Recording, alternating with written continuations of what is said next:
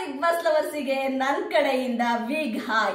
Big boss Kannada season 11 ನ 72ನೇ ಎಪಿಸೋಡಿನ ಫಸ್ಟ್ ಪ್ರೊಮೋ ರಿಲೀಸ್ ಆಗಿದೆ. ಈ ಫಸ್ಟ್ ಪ್ರೊಮೋ ನೋಡಕ್ಕೆ ತುಂಬಾ ಚಿಂದಿ ಚಿತ್ರಾನ್ನ ಬೂಂದಿ ಮೊಸರನ್ನ ತುಂಬಾ ಚೆನ್ನಾಗಿದೆ. ನನ್ನ ಫೇವ್ರೆಟ್ ಸ್ಪರ್ಧಿಗಳಾದಂತಹ ಬಿಗ್ ಬಾಸ್ 10 ನಾನು ತುಂಬಾ ಫೇವ್ರೇಟು ದ್ರೋಣ್ ಪ್ರತಾಪ್ ಅವ್ರು ಬಂದಿದ್ದಾರೆ, ಅದೇ ರೀತಿ ನಮ್ಮ ವರ್ತೂರ್ ಸಂತೋಷ್ ಅವ್ರು ಬಂದಿದ್ದಾರೆ. ಇವರಿಬ್ರು ಕೂಡ ಬಿಗ್ ಬಾಸ್ 10 ನನ್ನ ಫೇವ್ರೇಟು. ಅದೇ ರೀತಿ ಬಿಗ್ ಬಾಸ್ ನಿಮಗೊಂದು ರಿಕ್ವೆಸ್ಟ್, ಪ್ಲೀಸ್ ಸಂಗೀತ ಶೃಂಗೇರಿ ಅವ್ರನ್ನ, ಅದೇ ರೀತಿ ಕಾರ್ತಿಕ್ ಮಹೇಶ್ ಅವ್ರನ್ನ, ವಿನಯ್ ಗೌಡ ಅವ್ರನ್ನ ಕರೆಸಿ. ಅಂದ್ರೆ ಬಿಗ್ ಬಾಸ್ ಕನ್ನಡ ಸೀಸನ್ 10 ಆನೆ ಅಂತಾನೆ ಪ್ರಖ್ಯಾತಿಯಾದಂತಹ ನಮ್ಮ ವಿನಯ್ ಗೌಡ್ ಅವ್ರನ್ನು ಕರೆಸಿ ತುಂಬಾ ಚೆನ್ನಾಗಿರುತ್ತೆ. ಅಂದ್ರೆ ಸಂಗೀತ, ವಿನಯ್ ಗೌಡ್ ಮತ್ತೆ ನಮ್ಮ ಕಾರ್ತಿಕ್ ಅವರು ಇವರೆಲ್ಲ ಬಂದ್ರೆ ಇನ್ನೂ ಚೆನ್ನಾಗಿರುತ್ತೆ. ನನಗೆ ತುಂಬಾ ಖುಷಿ ಆಯ್ತು. ಅದೇ ರೀತಿ ಹಳೆಯ ಸ್ಪರ್ಧಿಗಳು ನಮ್ಮ ಬಿಗ್ ಬಾಸ್ ಕನ್ನಡ ಸೀಸನ್ 10 ಸ್ಪರ್ಧಿಗಳು ಯಾರ್ಯಾರು ಬಂದಿದ್ದಾರೆ ಅವ್ರು ಎಲ್ಲರಿಗೂ ನಾನು ವೆಲ್ಕಮ್ ಮಾಡ್ತೀನಿ. ಯಾಕೆ ಅಂತಂದ್ರೆ ನಮ್ಮ ತನಿಷ್ ಅವರಾಗಿರ್ಬೋದು, ವರ್ತೂರ್ ಸಂತೋಷ್ ಅವರಾಗಿರ್ಬೋದು, ತುಕಾಲಿ ಸಂತೋಷ್ ಆಗಿರ್ಬೋದು, ದ್ರೋಣ್ ಪ್ರತಾಪ್ ಅವರಾಗಿರ್ಬೋದು, ಇವರು ಎಲ್ಲರೂ ಕೂಡ ಬಿಗ್ ಬಾಸ್ 10 ಅವ್ರದೇ ಆದ ಒಂದು ಚಾಪನ್ನು ಮೂಡಿಸಿದ್ದಾರೆ. ಅವರಿಗೆ ಅವ್ರದೇ ಆದಂತಹ ಫ್ಯಾನ್ಸ್ ಬಳಗ ಇದೆ. ಅವ್ರನ್ನ ತುಂಬಾ ಹೆಚ್ಚಾಗಿ ಪ್ರೀತಿಸಿದಂತಹ ಜನ ಈ ಒಂದು ವೀಕ್ ನ ತುಂಬಾ ಚೆನ್ನಾಗಿ ಎಂಜಾಯ್ ಮಾಡ್ತಾರೆ ಅಂತೀನಿ. ಅದಲ್ದೇನೆ ಖಂಡಿತವಾಗೂ ನೀವೆಲ್ಲರೂ ಒಂದನ್ನ ತುಂಬಾ ಚೆನ್ನಾಗಿ ತಿಳ್ಕೋಬೇಕು. ನಾನು ನಿಮಗೆ ಮೊದಲೇ ಹೇಳಿದೀನಿ, ಬೇಕಾದ್ರೆ ನಾನು ಹಳೆ ವಿಡಿಯೋದಲ್ಲಿ ಹೋಗಿ ನೋಡಿ. ಬಿಗ್ ಬಾಸ್ ಕನ್ನಡ ಸೀಸನ್ 11 ನಮ್ಮ ಸುದೀಪ್ ಸರ್ ಅವರ ಕೊನೆಯ ಸೀಸನ್ ಆಗಿರೋದ್ರಿಂದ ಈ ಒಂದು ಸೀಸನ್ ನಿಜವಾಗ್ಲೂ ಕೂಡ ಮುಗಿಯುವ ಹಂತದಲ್ಲಿ ಆಯ್ತಾ ತುಂಬಾ ಆಯ್ತಾ ಜನರ ಮನಸ್ಸನ್ನ ಗೆಲ್ಲುತ್ತೆ. ಅದಲ್ದೇನೆ ಹೊಸ ಹೊಸ ಟ್ವಿಸ್ಟ್ಗಳು ಬರುತ್ತೆ.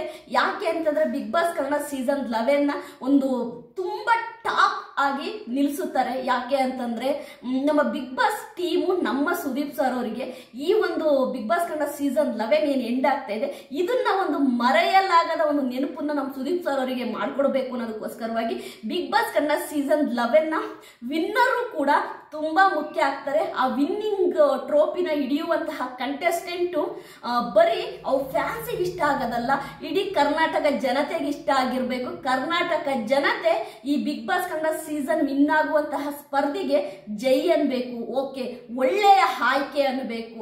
ಆ ತರವಾದ ಒಂದು ವ್ಯಕ್ತಿಗೆ ಈ ಒಂದು ಬಿಗ್ ಬಾಸ್ ಕಪ್ ಸಿಗಲಿದೆ. ಅದಲ್ದೇನೆ ಇವತ್ತಿಂದ ಸ್ಟಾರ್ಟ್ ಆಗುತ್ತೆ. ನಿನ್ನ ಒಂದು 30-40 ಡೇಸು ತುಂಬಾ ಕಲರ್ಫುಲ್ ಆಗಿರುತ್ತೆ. ಬಿಗ್ ಬಾಸ್ ನೋಡಕ್ಕೆ ತುಂಬಾ ಚೆನ್ನಾಗಿರುತ್ತೆ. ಹಳೆಯ ಸ್ಪರ್ಧಿಗಳು ಬರ್ತಾರೆ, ಒಳ್ಳೊಳ್ಳೆ ಗೇಮ್ಸ್ ಇರುತ್ತೆ. ಆಮೇಲೆ ನಮ್ಮ ಹಳೆಯ ಸ್ಪರ್ಧಿಗಳು ಮತ್ತು ಹೊಸ ಸ್ಪರ್ಧಿಗಳು ಮಿಂಗಲ್ ಆಗಿ ಗೇಮ್ ಆಡುವಂಥದ್ದು ಕೂಡ ಇರುತ್ತೆ. ಹಾಗಾಗಿ ಇವತ್ತು ಬಿಗ್ ಬಾಸ್ ಮನೆಯಲ್ಲಿ ಹಬ್ಬದ ವಾತಾವರಣ ಸೃಷ್ಟಿಯಾಗಿದೆ ಅಂತಾನೆ ಹೇಳ್ಬೋದು.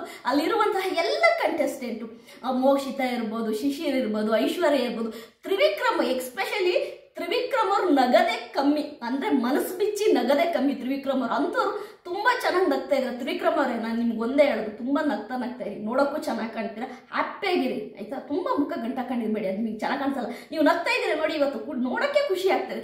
ಎಲ್ಲರೂ ಭವ್ಯಗೌಡ ಇರ್ಬೋದು, ಹನುಮಂತು ಮತ್ತೆ ಸ್ಟಾರ್ಟ್ ಮಾಡಿದ್ರು ತನಿಷಾ ಜೊತೆ ಚುಟು ಸಾಂಗನ್ನ. ಎಲ್ಲರೂ ಕೂಡ ಆಯ್ತಾ ಅಲ್ಲಿರುವಂತಹ ಕಂಟೆಸ್ಟೆಂಟು ಧನ್ರಾಜ್ ಅವ್ರು ಇರ್ಬೋದು, ರಜತ್ ಅವ್ರು ಇರ್ಬೋದು, ಚೈತ್ರ ಕುಂದಾಪುರ ಅವ್ರು ಮತ್ತೆ ಬಿಗ್ ಬಾಸ್ ಮನೆಗೆ ಬಂದಿದ್ದಾರೆ. ಈ ಎಲ್ಲವೂ ಕೂಡ ಇವತ್ತು ಬಿಗ್ ಬಾಸ್ ಕನ್ನಡ ಸೀಸನ್ 11 ಹಬ್ಬದ ವಾತಾವರಣವನ್ನು ಸೃಷ್ಟಿ ಮಾಡಿದೆ ಅಂತ ಹೇಳ್ಬೋದು. ಬಿಗ್ ಬಾಸ್ ಕನ್ನಡ ಸೀಸನ್ 11 ಎಲ್ಲರ ನೆನಪಲ್ಲಿ ಉಳಿಯುವ ಹಾಗೆ ನಿನ್ನ ಮುಂದಿನ ದಿನಗಳು ನಡೀತವೆ.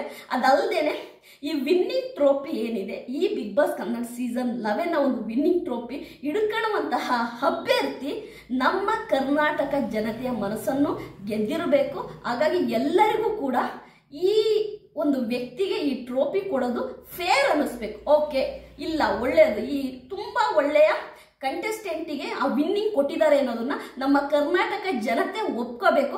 ಅಂತ ಒಬ್ಬ ಕಂಟೆಸ್ಟೆಂಟು ಈ ಸರಿ ಬಿಗ್ ಬಾಸ್ ಕನ್ನಡ ಸೀಸನ್ 11 ಒಂದು ಕಪ್ ಹಿಡಿತಾರೆ.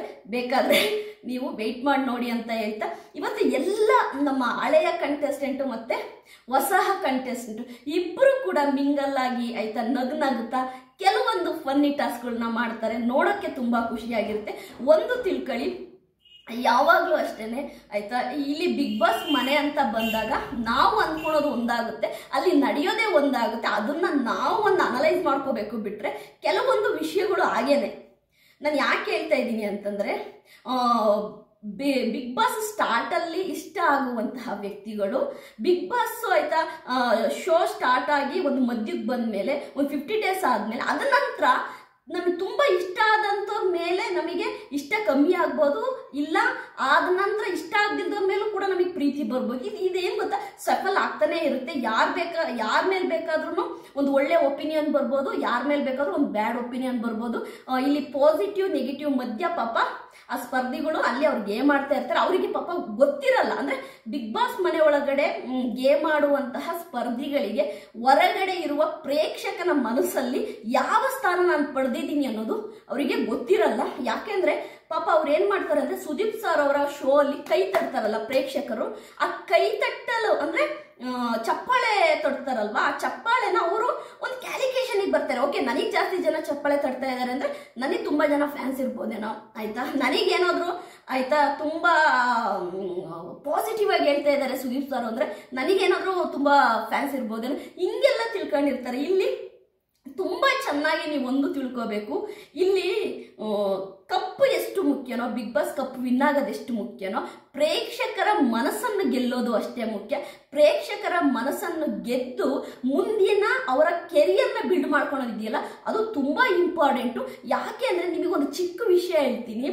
ನಮ್ಮ ಮಂಜು ಪಾವಗಡ ಅವರು ಬಿಗ್ ಬಾಸ್ನ ವಿನ್ ಆದ್ರು, ಆದ್ರೆ ಅದಾದ ನಂತರ ಅವರು ಆಯ್ತಾ ಕೆರಿಯರ್ನ ರೂಪಿಸ್ಕೊಳ್ಳೋದ್ರಲ್ಲಿ ಎಲ್ಲೋ ಕೂಡ ಅವರಿಗೆ ಅದು ತುಂಬಾ ಸಪೋರ್ಟ್ ಮಾಡಲಿಲ್ಲ. ಆ ವಿನ್ನಿಂಗ್ ಅನ್ನೋದು ಅವರಿಗೆ ಸಪೋರ್ಟ್ ಮಾಡಲಿಲ್ಲ ಆಯ್ತಾ. ವಿನ್ನಿಂಗ್ ಅನ್ನೋದು ಮಂಜು ಪಾವಗಡ ಅವರಿಗೆ ಸಪೋರ್ಟ್ ಮಾಡಲಿಲ್ಲ. ಒಂದು ಫಿಲ್ಮ್ ಇಂಡಸ್ಟ್ರಿಯಲ್ಲಿ ಅವ್ರು ಉಳಿಯೋಕ್ಕೆ ಸಪೋರ್ಟ್ ಮಾಡಲಿಲ್ಲ. ಅದೇ ರೀತಿ ಮಾಡರ್ನ್ ರೈತ ಅಂತ ಬಂದಂತಹ ಶಶಿ ಅವರು ಆಯ್ತಾ, ಅವರು ಕೂಡ ತುಂಬಾ ಟ್ರೈ ಮಾಡಿ ವಿನ್ ಆಗೋದೇನೋ ವಿನ್ ಆದ್ರು, ಬಟ್ ತುಂಬಾ ಟ್ರೈ ಮಾಡಿದ್ರು ಸಿನಿಮಾ ಇಂಡಸ್ಟ್ರಿಯಲ್ಲಿ ಉಳ್ಕೊಳಕ್ಕೆ, ಬಟ್ ಅವ್ರ ಕೈಲಿ ಆಗ್ಲಿಲ್ಲ ಆಯ್ತಾ.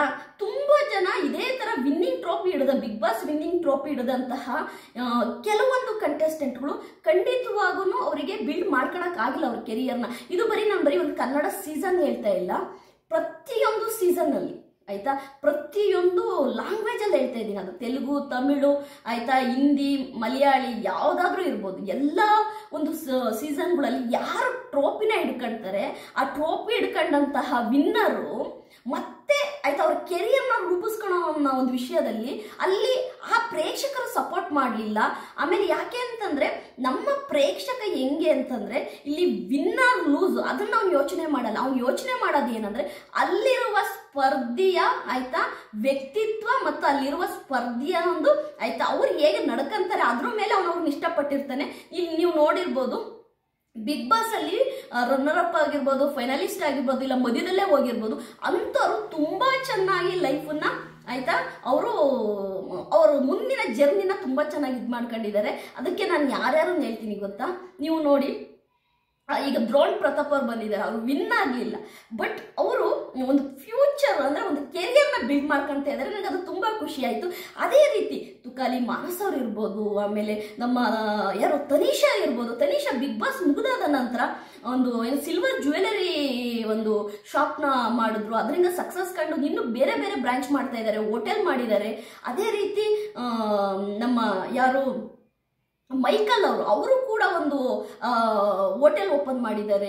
ಅಲ್ಲಿ ಬಂದಂತಹ ಕಂಟೆಸ್ಟೆಂಟು ವಿನ್ ಆಗ್ತಾರೋ ಇಲ್ವೋ, ಅದರಿಂದ ಅವ್ರ ಕೆರಿಯರ್ನ ಅವ್ರು ಬಿಲ್ಡ್ ಮಾಡ್ಕೊಂಡ್ರೆ ಅದು ಅವ್ರಿಗೆ ಒಂದು ಪ್ಲಸ್ ಅಂತ ಹೇಳ್ತೀನಿ. ನಾನು ಇಲ್ಲಿ ಏನು ಬಿಗ್ ಬಾಸ್ ಕನ್ನಡ ಸೀಸನ್ 11 ಅಲ್ಲಿ ಇದ್ದಾರೆ, ಅಷ್ಟು ಕಂಟೆಸ್ಟೆಂಟಿವ್ಗಳಿಗೆ ನಾನು ಹೇಳೋದು ಒಂದೇನೆ, ವಿನ್ನರ್ ಲೂಸ್ ಅದನ್ನ ತಲೆ ಕೆಡಿಸ್ಕೋಬೇಡಿ. ಅದನ್ನ ನಾನು ಇನ್ಕ್ಲೂಡಿಂಗ್ ತ್ರಿವಿಕ್ರಮ್ ಆಗಲಿ, ಮೋಕ್ಷಿತಾ ಆಗಲಿ, ಉಗ್ರ ಮಂಜು ಅವರಾಗ್ಲಿ ಆಯ್ತಾ, ಶಿಶಿರು, ಧನ್ರಾಜು, ಇವರೆಲ್ಲರಿಗೂ ನಾನು ಒಂದೇ ಮಾತು ಹೇಳೋದು, ಭವ್ಯ ಗೌಡ, ಎಲ್ಲರಿಗೂ ನೀವು ವಿನ್ನರ್ ಲೂಸ್ ಅದ್ರ ಬಗ್ಗೆ ತಲೆ ಕೆಡಿಸ್ಕೋಬೇಡಿ. ನೀವು ಪ್ರೇಕ್ಷಕರ ಮನಸ್ಸಲ್ಲಿ ನಿಮ್ಮನ್ನ ನೀವು ಹೇಗೆ ಅವರಿಗೆ ಒಪ್ಪಿಸ್ತೀರಾ, ಅವರು ನಿಮ್ಮನ್ನು ಹೇಗೆ ಲವ್ ಮಾಡಬೇಕು, ಅವ್ರು ನಿಮ್ಮನ್ನು ಹೇಗೆ ಇಷ್ಟಪಡಬೇಕು, ಅದಕ್ಕೆ ನಿಮ್ಮಿಂದ ಪ್ರಯತ್ನ ಪಡಿ, 100% ಪ್ರಯತ್ನ ಪಡಿ. ಯಾಕೆ ಅಂತಂದ್ರೆ ಇಲ್ಲಿಗೆ ಬಿಗ್ ಬಾಸ್ ಎಂಡ್ ಆದ ತಕ್ಷಣ ನಿಮ್ಮ ಲೈಫ್ ಏನು ಎಂಡ್ ಅಲ್ಲ. ನಿಮ್ಮ ಫ್ಯೂಚರು, ನಿಮ್ಮ ಕೆರಿಯರ್ ತುಂಬಾನೇ ಇದೆ. ಅದರಲ್ಲಿ ನೀವು ಮುಂದಕ್ಕೆ ಹೋಗ್ಬೇಕು ಅಂತಂದ್ರೆ ಆಯ್ತಾ, ಪ್ರೇಕ್ಷಕರ ಸಪೋರ್ಟು ತುಂಬಾ ಮುಖ್ಯ. ಅವ್ರು ಕೊಡುವ ಸಪೋರ್ಟು ನಿಮಗೆ ಲಾಸ್ಟ್ ತನಕ ಬೇಕು ಅಂದ್ರೆ ಖಂಡಿತವಾಗ್ಲೂ ಇವತ್ತಿಂದನೇ ಸ್ಟಾರ್ಟ್ ಮಾಡಿ ನಿಮ್ಮ ಗೇಮನ್ನ ನಮ್ಮ ಪ್ರೇಕ್ಷಕರ ಮನಸ್ಸನ್ನು ಗೆಲ್ಲಕ್ಕೆ ಆಯ್ತಾ. ಪ್ರೇಕ್ಷಕರ ಮನಸ್ಸನ್ನ ಗೆದ್ದಂತಹ ಒಬ್ಬ ಸ್ಪರ್ಧಿ ಆಯ್ತಾ. ಮುಂದೆ ಅವನು ಏನೇ ಫ್ಯೂಚರ್ ಅಲ್ಲಿ ಮಾಡಿದ್ರು ಕೂಡ ಅದಕ್ಕೆ ನಮ್ಮ ಪ್ರೇಕ್ಷಕರು ತಥಾಸ್ತು ಅಂತಾರೆ, ಜೈಕಾರ ಆಗ್ತಾರೆ. ನಾನು ಯಾಕೆ ಹೇಳ್ತಾ ಇದ್ದೀನಿ ಅಂದ್ರೆ ನಾನು ಒಂದು ಎಕ್ಸ್ಪೀರಿಯನ್ಸ್ ಹೇಳ್ತಾ ಇದ್ದೀನಿ. ಇದನ್ನ ತ್ರಿವಿಕ್ರಮ್ ಅವರು ಅಳವಡಿಸ್ಕೊಂಡಿದ್ದೆ ಆದ್ರೆ ಇಲ್ಲ, ನಾನು ನಗ್ನಗ್ತಾ ಇರಬೇಕು, ನಾನು ನಗ್ನಗ್ತಾ ಈ ಬಿಗ್ ಬಾಸ್ ಮನೆಯಲ್ಲಿ ಎಲ್ಲರ ಜೊತೆ ನಾವು ಮಿಂಗಲ್ ಆಗಿ ನಾನು ಪ್ರೇಕ್ಷಕರ ಮನಸ್ಸು ಗೆಲ್ಲಬೇಕು ಅಂತ ಅವ್ರು ಅಂದ್ಕೊಂಡ್ರೆ ಕರ್ನಾಟಕ ಅಂದ್ರೆ ಕನ್ನಡ ಚಿತ್ರರಂಗ ಆಯ್ತಾ, ನಮ್ಮ ಸ್ಯಾಂಡಲ್ವುಡ್ ಅಲ್ಲಿ ಒಬ್ಬ ಹೀರೋ ಆಗಿ ನಿಲ್ತಾರೆ ತ್ರಿವಿಕ್ರಮ್ ಅವರು ಅಂತ ಹೇಳ್ತೀನಿ. ಯಾಕೆ ಅಂದ್ರೆ ಅವರಿಗಿರುವಂತಹ ಒಂದು ಪರ್ಸನಾಲಿಟಿಗೆ, ಅವರಿಗಿರುವಂತಹ ಒಂದು ಗುಡ್ ಲುಕ್ಕಿಂಗಿಗೆ ಖಂಡಿತವಾಗೂ ನಮ್ಮ ಸ್ಯಾಂಡಲ್ವುಡ್ ಅಂದ್ರೆ ನಮ್ಮ ಕನ್ನಡ ಒಂದು ಸಿನಿಮಾದಲ್ಲಿ ಅವರು ಒಂದು ಒಳ್ಳೆ ಹೀರೋ ಆಗಿ ನಿಲ್ತಾರೆ ಅಂತೀನಿ. ಯಾಕೆ ನಾನು ಈ ಮಾತು ಹೇಳ್ತಿದ್ದೀನಿ ಅಂದ್ರೆ ಯಾವಾಗಲೂ ಅಷ್ಟೇನೆ ಪ್ರೇಕ್ಷಕರ ಮನಸ್ಸನ್ನು ಗೆಲ್ಲಬೇಕು, ಅದನ್ನ ಮಾಡಕ್ಕೆ ತುಂಬಾ ಪ್ರಯತ್ನ ಪಡಿ ಅಂತ ಹೇಳ್ತೀನಿ. ಅವಾಗ ಕಪ್ಪು ತಾನಾಗೆ ಬರುತ್ತೆ ಅಂತ ಹೇಳ್ತಾ ಇದ್ದೀನಿ. ಮೋಕ್ಷಿತನಿಗೂ ಅಷ್ಟೇ ಹೇಳ್ತಾ ಇರೋದು, ಮೋಕ್ಷಿತ ಹ್ಯಾಪಿ ಆಗಿರು, ತುಂಬಾ ಸ್ಯಾಡ್ ಆಗಿರ್ಬೇಡ, ಹ್ಯಾಪಿ ಆಗಿರು, ಎಲ್ಲರ ಹತ್ರ ನಗ್ನಗ್ತಾ ಇರು, ನಗ್ನಗ್ತಾ ಗೇಮ್ ಆಡು, ಹ್ಯಾಪಿ ಆಗಿರು. ನಿನ್ನ ಮುಂದಿನ ಕೆರಿಯರಿಗೆ ಈ ಬಿಗ್ ಬಾಸ್ ಮನೆ ಒಂದು ಮೈಲುಗೈಲಾಗ್ಲಿ ಅಂತ ಹೇಳ್ತೀನಿ. ಪ್ರತಿಯೊಬ್ಬರಿಗೂ ಅಷ್ಟೇ, ನಾನು ಐಶ್ವರ್ಯಗೂ ಅಷ್ಟೇ, ಭವ್ಯಗೌಡ, ಧನ್ರಾಜು, ಹನುಮಂತು, ಚೈತ್ರ ಕುಂದಾಪುರ ಅವರಿಗೆ, ಚೈತ್ರ ಕುಂದಾಪುರ ಬಗ್ಗೆ ಇನ್ನೊಂದು ಹೇಳ್ಬೇಕು, ಅವರು ಈ ಸಿನಿಮಾ ಸರ್ಕಲ್ ಅಲ್ಲೇ ಇಲ್ಲ, ಅವರಿಗೆ ಈ ಸಿನಿಮಾದ ಬಗ್ಗೆ ಗಾಳಿಗಂಧನೂ ಗೊತ್ತಿಲ್ಲ. ಆದರೆ ಅವರು ಮಾಡುವಂತಹ ಒಂದು ಆಕ್ಟಿಂಗ್ ಇದೆಯಲ್ಲ, ಮೊನ್ನೆ ಶಿಶಿರ್ ಅವ್ರ ಜೊತೆ ಮಾಡಿದಂತ ಆಕ್ಟಿಂಗ್ ಏನಿದೆ, ಅಯ್ಯೋ ನೆಕ್ಸ್ಟ್ ಲೆವೆಲ್. ಅದೇ ರೀತಿ ಅಣ್ಣ ತಂಗಿ ಮಾಡಿದಂತ ಆಕ್ಟಿಂಗ್ ನೆಕ್ಸ್ಟ್ ಲೆವೆಲ್. ಹಾಗಾಗಿ ಚೈತ್ರ ಕುಂದಾಪುರ ಅವರಿಗೆ ನಿಜವಾಗ್ಲೂ ಕೂಡ ನಮ್ಮ ಕಲರ್ಸ್ ಕನ್ನಡ ಮುಂದಿನ ದಿನಗಳಲ್ಲಿ ಒಳ್ಳೊಳ್ಳೆಯ ಅವರಿಗೆ ಒಂದು ಆಯ್ತಾ ಆಪರ್ಚುನಿಟಿ ಕೊಡುತ್ತೆ. ಚೈತ್ರ ಕುಂದಾಪುರಿಗೆ ಅದು ಆಕ್ಟಿಂಗ್ ಆಗಿರ್ಬೋದು, ಅದು ನಿರೂಪಣೆ ಆಗಿರ್ಬೋದು, ಖಂಡಿತವಾಗೂ ಚೈತ್ರ ಕುಂದಾಪುರಿಗೆ ಕರೆದು ಒಂದು ಚಾನ್ಸ್ ಕೊಡುತ್ತೆ ಅಂತ ಹೇಳ್ತಿದ್ದೀನಿ.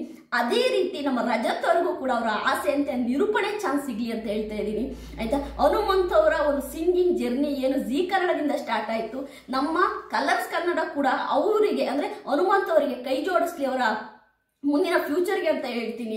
ಧನ್ರಾಜ್ ಅವರಿಗೆ ಆಯ್ತಾ ಅವರ ಒಂದು ಏನು ಒಂದು ಸ್ಕಿಲ್ಸ್ ಇದೆ, ಆಕ್ಟಿಂಗ್ ಸ್ಕಿಲ್ಸ್, ಅದಕ್ಕೆ ಅವರೊಂದು ಸ್ವಲ್ಪ ಆಯ್ತಾ ಅವ್ರ ಕಡೆಯಿಂದ ಒಂದು ಸಪೋರ್ಟ್ ಮಾಡಲಿ ಅಂತ ಹೇಳ್ತೀನಿ. ಅದಕ್ಕೆ ನಾನು ಏನು ಗೊತ್ತಾ, ಇಲ್ಲಿ ಇರುವಂತಹ ಕಂಟೆಸ್ಟೆಂಟ್ ಯಾರ ವಿರುದ್ಧವೂ ಕೂಡ ನಾನಲ್ಲ, ಯಾರನ್ನೂ ಕೂಡ ನಾನು ಅವ್ರ ಬಗ್ಗೆ ನೀನೇನೋ ಹೇಳಿ ನೆಗೆಟಿವ್ ಮಾಡಬೇಕು ಅನ್ನೋದು ನಂದಲ್ಲ. ನಾನು ಹೇಳೋದು ಒಂದೇ ಆಯ್ತಾ, ಅವರು ಇಲ್ಲಿಗೆ ಬಂದಿರುವುದು ಅವ್ರ ಕೆರಿಯರ್ನ ರೂಪಿಸ್ಕೊಳಕ್ಕೋಸ್ಕರವಾಗಿ, ಅವ್ರ ಕೆರಿಯರ್ನ ರೂಪಿಸ್ಕೊಳಕ್ಕೆ ಬಂದಂಥವರಿಗೆ ಗಮನ ಇರಬೇಕು. ನಾವು ನಮ್ಮ ಕೆರಿಯರ್ನ ರೂಪಿಸ್ಕೋಬೇಕು ಅಂದ್ರೆ ಬಿಗ್ ಬಾಸ್ ಮನೆಯಲ್ಲಿ ನಾವು ಆಡುವ ಆಟ, ನಾವು ನಡ್ಕೊಳ್ಳುವ ರೀತಿ, ನಾವು ಮಾತಾಡುವ ಮಾತು, ಇದೆಲ್ಲವೂ ಕೂಡ ಇಂಪಾರ್ಟೆಂಟ್ ಆಗುತ್ತೆ ಅಂತ ತಿಳ್ಕೋಬೇಕು ಅಂತ ಹೇಳಿ ನಾನು ಈ ವಿಡಿಯೋದಲ್ಲಿ ಆಯ್ತಾ ಯಾರ ಬಗ್ಗೆಯೋ ಏನು ಹೇಳೋದಕ್ಕೆ ಯಾಕೆ ನಾನು ನೆಗೆಟಿವ್ ಹೇಳ್ತಾ ಇಲ್ಲ ಅಂದ್ರೆ, ಈ ವೀಕು ನನ್ನ ಪ್ರಕಾರವಾಗಿ ನಗೆಗಡಲಲ್ಲಿ ತೇಲಿಸ್ತಾರೆ ನಮ್ಮ ಸಂತು ಪಂತ್ ಅಂದ್ರೆ ನಮ್ಮ ತುಕಾಲಿ ಸಂತೋಷ್ ಮತ್ತೆ ನಮ್ಮ ವರ್ತೂರ್ ಸಂತೋಷ್ ಅವರು ಆ ಬೀನ್ ಬ್ಯಾಗ್ ಆಯ್ತಾ, ಆ ಬೀನ್ ಬ್ಯಾಗ್ ಮಾತುಕತೆ ಏನಿದೆ ಅದು ಮುಂದುವರಿಯುತ್ತೆ. ಅದೇ ರೀತಿ ನಮ್ಮ ದ್ರೋಣ್ ಪ್ರತಾಪ್ ಅವರ ಸಿಂಗಲ್ ಲೈನ್ಸ್ ಆಯ್ತಾ ಪಂಚ್ ಇದೆಯಲ್ಲ ಅದು ಕೂಡ ನಾವು ನೋಡಬಹುದು. ಅದೇ ರೀತಿ ತನಿಷಾ ಅವರ ಕೆಲವೊಂದು ಡ್ಯಾನ್ಸು ಆಯ್ತಾ, ಕೆಲವೊಂದು ಮಾತುಗಳನ್ನ ನಾವು ಕೇಳ್ಬೋದು.